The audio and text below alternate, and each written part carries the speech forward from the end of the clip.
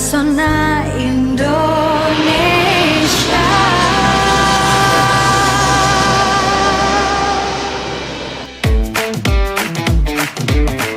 Halo, saya Lian Tiame. Halo, aku C. Erina. Perkenalkan, saya Katarina Putri Reski Marbun. Hai, aku Cek Citra. Salam kenal. Hai, kenalin, aku Putri.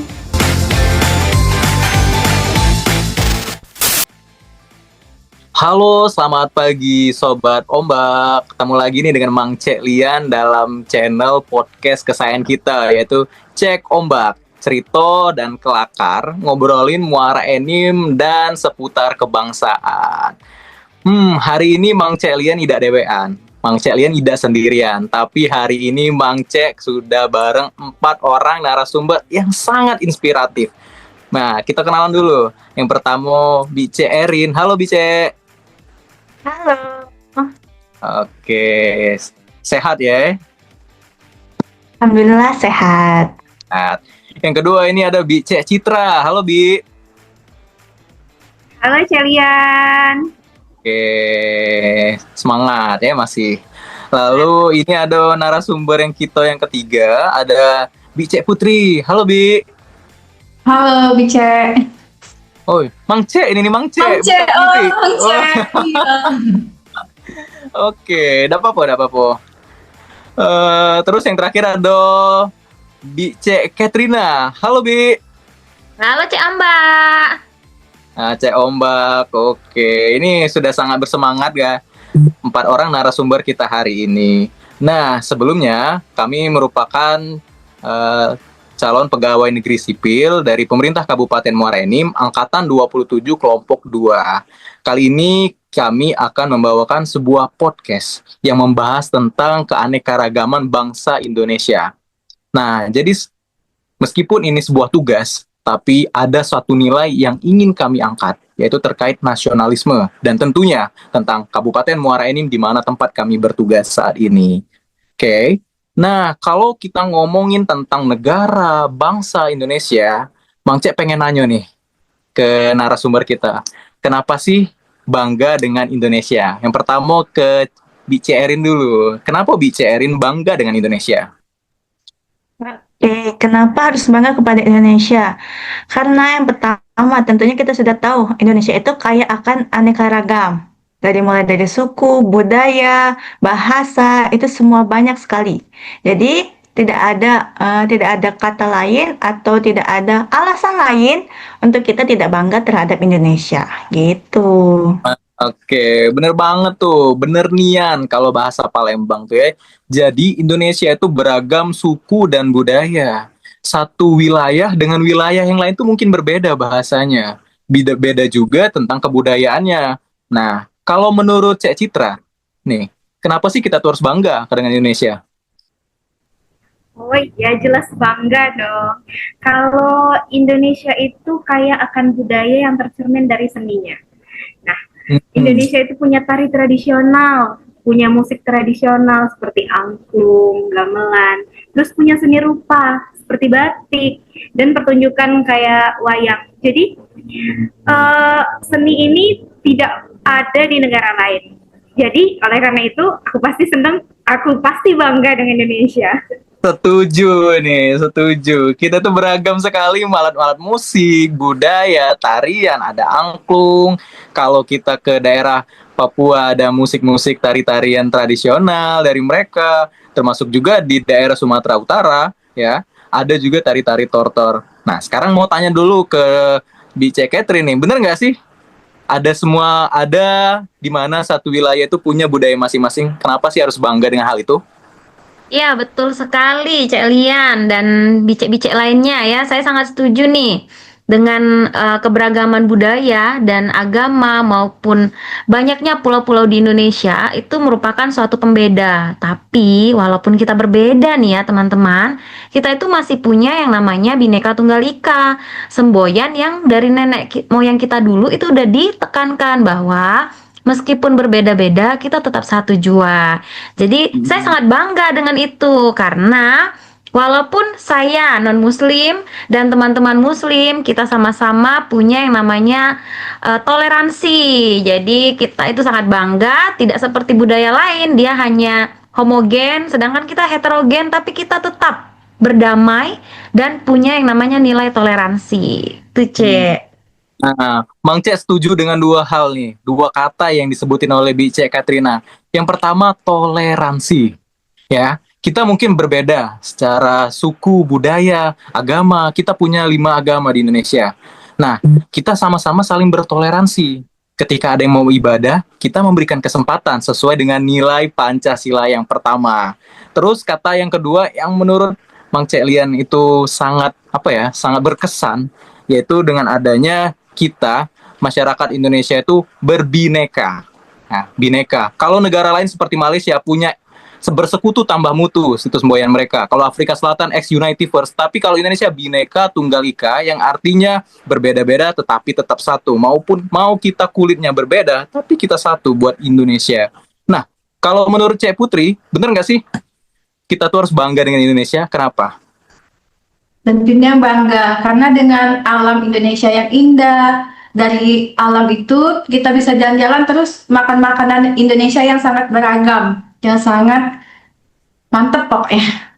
Oke, ini merupakan suatu yang mutlak ya. Kenapa kita harus bangga di Indonesia? Indonesia itu punya alam yang luas. Kita mungkin mencoba geo wilayah di daerah Papua itu bisa kita menikmati Raja Ampat, ya nggak? Kalau kita jalan-jalan ke Jawa Timur, ada Gunung Bromo. Kalau mau ke wilayah perkotaan, ke Jakarta. Kita bisa menemui hal itu semua hanya ada di Indonesia. Bener nggak sih? Nah, itu jadi kita nggak ada alasan buat nggak mencintai Indonesia. Indonesia itu memang sangat beragam, tapi ada suatu hal yang buat Mang Cek menjadi sorotan Mang Cek nih. Kenapa? Karena ada istilah di media sosial yaitu kabur aja dulu. Kenapa sih kita harus kabur dari Indonesia? Mang Cek sangat prihatin. Kalau ada istilah kabur aja dulu, itu sangat menggema di media sosial kita akhir-akhir ini. Itu menjadi suatu isu yang sangat lokal, bahkan sudah mengglobal. Kenapa sih? Nah, coba ke Kak Bice Erina nih. Kenapa sih tadi katanya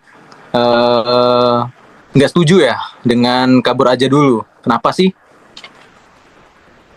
Oke, kenapa aku pribadi kurang setuju dengan hashtag tersebut? Karena kita sebagai warga negara Indonesia, tentunya ketika Indonesia lagi ada chaos atau lagi ada masalah, sebaiknya kita membantu untuk mencari jalan keluarnya. Jangan malah pergi atau meninggalkan negara tersebut. Apalagi kita sebagai generasi muda dan calon ASN, maka kita harus ikut berkontribusi untuk mencari atau mencari jalan keluar dari permasalahan tersebut, bukan malah membuat lebih memperkeruh gitu.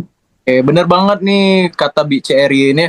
Kita itu nggak semena-mena, nggak semata-mata langsung kabur aja dulu, tapi kita bisa mencari sebuah solusi. Dengan cara apa? Bisa juga kita memberikan dampak positif di media sosial, memberikan pemberitaan yang baik ya seperti itu. Lalu kalau dari Bice Katrina, kenapa sih tadi katanya tujuan? Nah, Oke, saya sangat setuju ya kalau kabur aja dulu karena biasanya nih konflik yang terjadi di satu negara itu kan tentang ekonomi ya. Nah, kalau lagi kacau-kacaunya nih ekonomi, kita punya kompetensi, ya kabur aja, tapi dengan catatan kabur dengan legal. Artinya, kita bisa urus nih status kita misalnya sebagai pekerja bisa menjadi PMI melalui Kementerian Perlindungan Pekerja Migran Indonesia maupun dari Transmigrasi Indonesia. Kemudian, kenapa sih saya setuju? Karena ya kalau misalnya ada kacau karena ekonomi, mereka-mereka yang bekerja di luar negeri itu akan memberikan uang atau nilai mata uang itu ke Indonesia, ke keluarga mereka, sehingga akan meningkatkan remitansi dan efeknya itu ke pergerakan ekonomi di wilayah lokal keluarga dari PMI ini. Makanya saya sangat setuju banget nih kalau mau kabur untuk bekerja jadi PMI legal ya teman-teman. nah ini yang Mang Cek maksud. Bekerja keluar dengan istilah kabur aja dulu itu positif. Dengan catatan kita harus dilakukan secara legal. Ada pihak penyelenggara yang memang menaungi kita, sehingga nanti ketika kita menghasilkan uang, menghasilkan pekerjaan di sana, itu secara tidak langsung bisa memutar roda ekonomi di masyarakat. Tentunya buat keluarga kita ya, Cek ya, benar ya? Oke. Nah, tadi Mang Cek dengar ada pendapat tentang setuju dan nggak setuju nih, 50-50 dari Bice Citra. Nah, kalau menurut Bice Citra, kenapa sih harus 50-50? Iya, Cek Lian, benar. Aku 50-50 karena pertama setuju dulu ya. Setuju itu karena kata kabur aja dulu, itu aktivitasnya kan bisa belajar, bisa bekerja. Kalau untuk mengembangkan diri, terus kembali lagi ke Indonesia dan memberikan dampak ke Indonesia, aku rasa aku setuju dengan hal itu. Jadi menurut aku itu bukan kabur, tapi berproses. Oke, ini Iya, setujunya ini, Pak. tapi nih, aku kurang setuju kalau seandainya kita kabur tanpa arah alias pelarian, ujung-ujungnya kita menjelekkan negara kita sendiri dan tidak berkontribusi apapun untuk negara kita. Jadi kita boleh mengkritisi, kita boleh kecewa, tapi kita tetap sadar bahwa kita ini Indonesia, tetap sadar kalau kita harus memberikan kontribusi seperti itu. Benar-benar ini, Cek. Jadi membangun sebuah bangsa itu, Indonesia itu bukan hanya sebuah gagasan, tapi bisa melalui kritikan-kritikan yang bisa menjadi suatu arah pembangunan gitu ya, Kak ya. Benar. Jadi kita ini harus berprogres, kita harus berproses kemanapun kita melangkahkan kaki. Baik itu kita mau keluar negeri, tapi ingat ada suatu lagu. Walaupun banyak negeri yang kita jalani, yang masyhur kata orang, tapi kampung kita, kampung Indonesia, itulah tanah air kita. Nah, kalau menurut Bice Putri nih, tadi gimana sih pendapatnya kalau tentang kabur aja dulu tuh? Untuk kabut aja dulu itu setuju, tapi harus di sih kalau misalnya cuma ikut-ikutan aja, mending nggak usah. Kecuali kalau memang ada tujuan, terus juga ada basicnya, dia memang bisa bahasa Inggrisnya atau apa, ada bakat yang memang di luar itu memang lebih berkembang dan kembali ke Indonesia itu bermanfaat kayak gitu. Oke, benar ini. Kalau kita mau keluar negeri, kita harus punya basic. Yang pertama, kita harus menguasai bahasa yang negara yang bakal kita tempatin. Jadi kita nggak serta-merta bingung di sana. Karena sebagian besar hidup kita di luar negeri itu adalah komunikasi. Benar nggak? Nah, jadi nggak apa-apa nih ketika kita setuju atau nggak setuju. Yang pasti ketika kita setuju, kita harus punya basic dasar untuk luar negeri. Kalau kita nggak setuju, kita boleh kritik, tapi asalkan tetap membangun bangsa Indonesia.